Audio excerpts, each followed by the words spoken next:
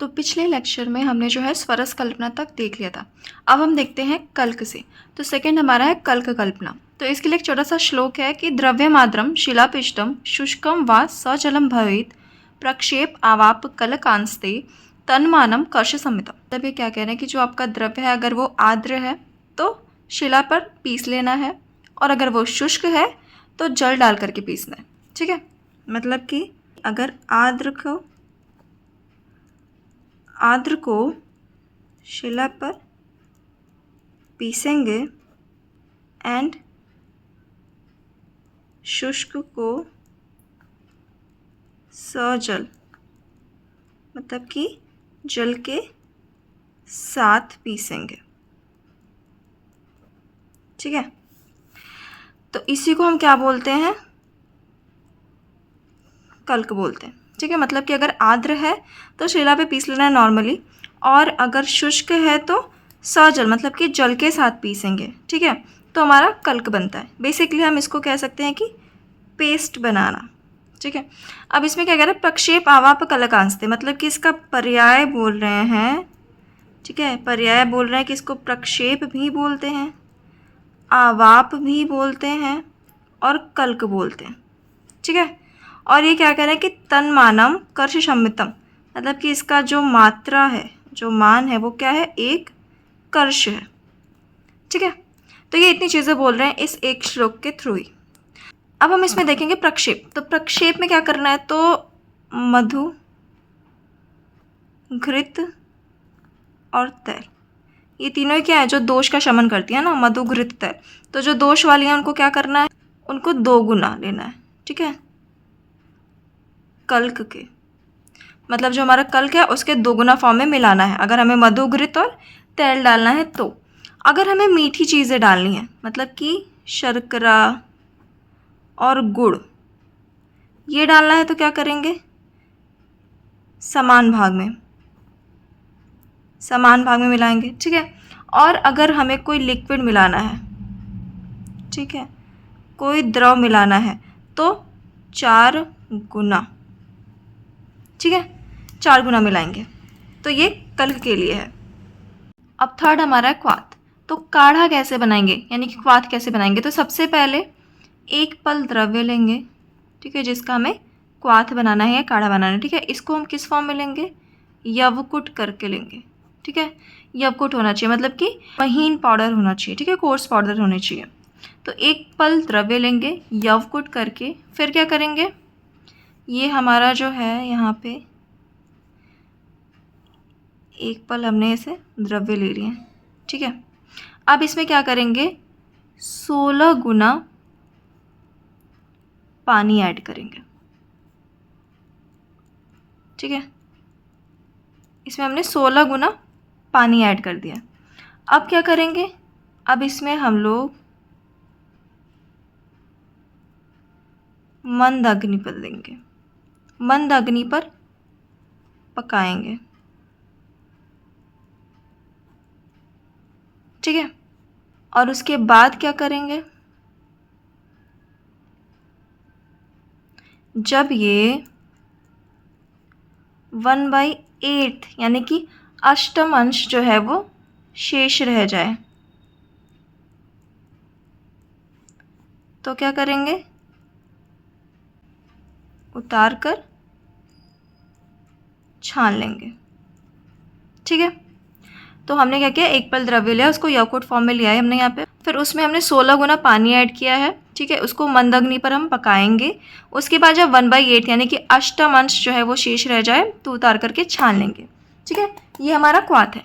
इसके क्या क्या पर्याय हो सकते हैं, तो इसके क्या क्या पर्याय हैं, इसको हम लोग श्रित, क्वाथ, कषाय और निर्यूह बोलते हैं। ठीक है, निर्यूह बोलते हैं। और इसकी अगर हम मात्रा देखेंगे तो इसकी मात्रा जो होती है वो 2 पल होती है। ठीक है, तो क्वाथ कैसे बनाते हैं वो हमने देख लिया है, फिर इसके क्या पर्याय हैं और इसकी मात्रा कितनी है वो हमने देख लिया। ठीक है, तो अब हम देखते हैं क्वाथ के प्रकार। तो आचार्य हारीत के अनुसार हम देख रहे हैं, ठीक है, हारीत के अनुसार तो उन्होंने जो क्वाथ है उसके उन्होंने कितने 7 भेद बताए हैं या 7 प्रकार बताए हैं, ठीक है। तो कौन कौन से हैं? तो पाचन क्वाथ है, दीपन क्वाथ है, शोधन क्वाथ है, क्लेदन क्वाथ है, शमन क्वाथ है, तर्पण क्वाथ है और विशोषी या शोषी भी कहते हैं इसको, ठीक है। तो ये 7 प्रकार बताए हैं आचार्य हारीत ने। तो ये कभी कभी एग्ज़ाम में पूछ लेता है। तो ये 7 प्रकार मतलब हम कैसे, मतलब जो पाचन के लिए देते हैं, जो दीपन के लिए देते हैं, जो शोधन के लिए देते हैं, क्लेदन करने के लिए देते हैं, शमन, तर्पण, विशोषी, ठीक है, इन सब कर्मों के लिए देते हैं बेसिकली। तो इसमें हम करते क्या हैं? तो देखिए, पाचन क्वाथ में 1/2 शेष रहेगा, यानी कि आधा भाग, ठीक है। दीपन के लिए 1/10, शोधन के लिए 1/12 और क्लेदन के लिए कितना रहेगा 1/4, शमन के लिए 1/8, तर्पण में समांश, ठीक है, विशोषी में 1/16, ठीक है। तो इतना हम पार्ट जो है वो अवशेष रखते हैं, ठीक है। मतलब प्रोसेस क्या है, प्रोसेस वही चल रहा है, बट शेष कितना रखना है, ये वाले, ठीक है।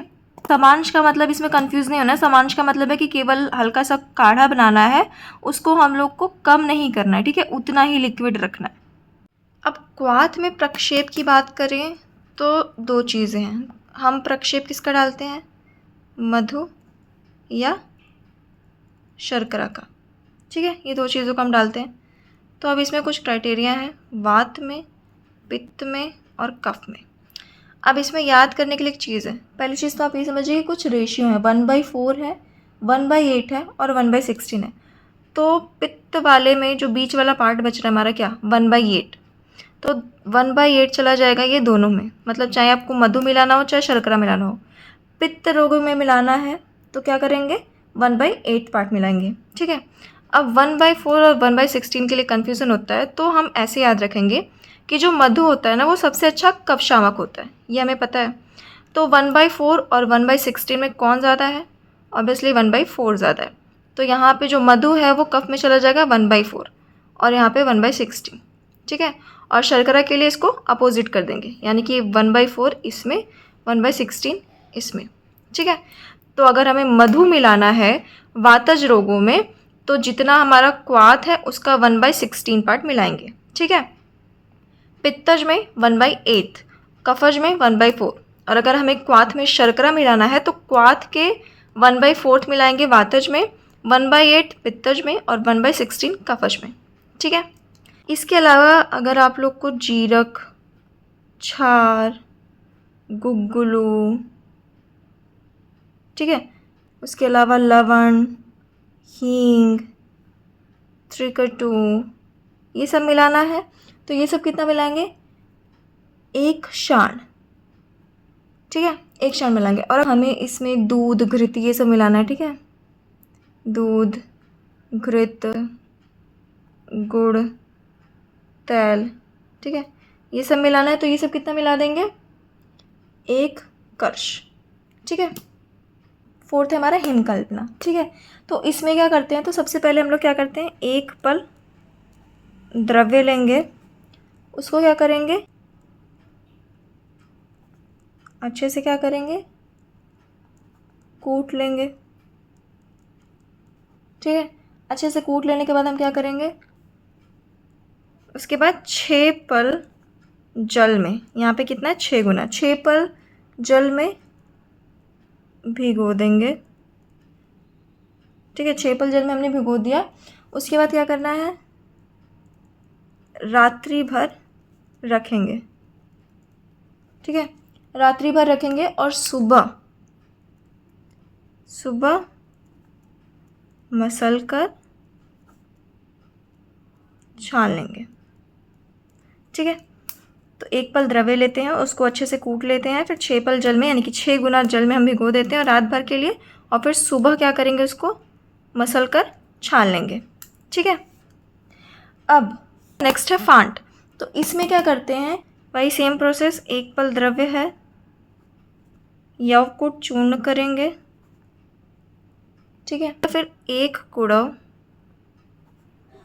उबलता जल, इसमें हम क्या करेंगे, जल में मिला देंगे। ठीक है, तो 1 पल द्रव्य, उसको यव को चूर्ण करके 1 कुड़व उबलते जल में मिला देंगे। अब यहाँ पे क्या हो गया रेशियो, 4 गुना, और यहाँ पे रेशियो हमारा क्या था, 6 गुना। ठीक है, यहाँ पे जो हमारा जल है वो नॉर्मल है, और यहाँ पे जो हमारा जल है वो उबल रहा है। ठीक है, अब उबल रहा था जल, हमने डाल दिया, फिर जब गुनगुना रह जाए